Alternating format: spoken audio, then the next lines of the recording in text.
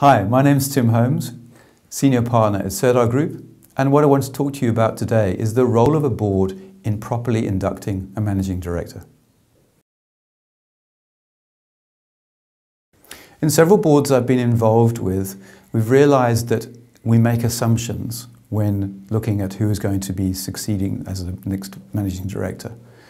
And it's absolutely critical for the board to understand what those assumptions are, because they make them unconsciously.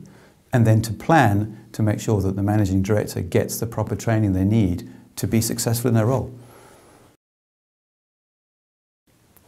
So coming into the role, a managing director typically has a specific skill. So whether it's accounting, marketing, sales, or even operations. But as a managing director, they need different skills. They need broader skills. So when considering the succession plan as part of the process of planning, before you've even decided possibly who the managing director is going to be, the important part, the board's role, is to plan how they are going to identify what their existing skills are, identify what the gaps are, and fill those gaps. Because it might mean that that person needs to go on a 6-month management training program. So there's no point trying to do that when they're already in the role, because it's almost too late. Plan as far ahead as possible and do it consciously.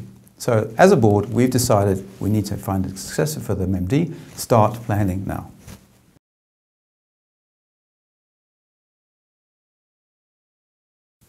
I think the first thing is awareness. Awareness that it's not a foregone conclusion that they know what they're going to be doing in the board meeting.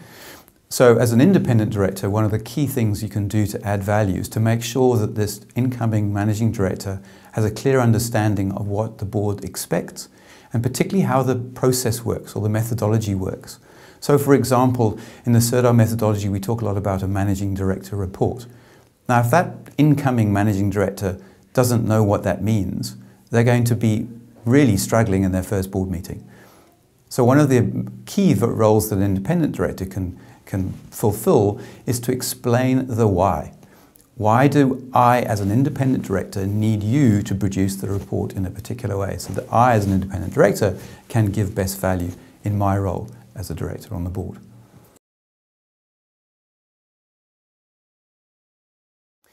So in summary, if you want to be a great board, if you want to be a high-performance board, you need to think this stuff through ahead of time. There will be situations where we need to succeed to the managing director. So plan that succession as early as possible, as thoroughly as possible, and realize that whoever that incumbent is going to need some form of induction. So it may be a training manual, it may be a list of documents that they need to go through, but understand what is the process, what background education do they need, how long is this likely to take.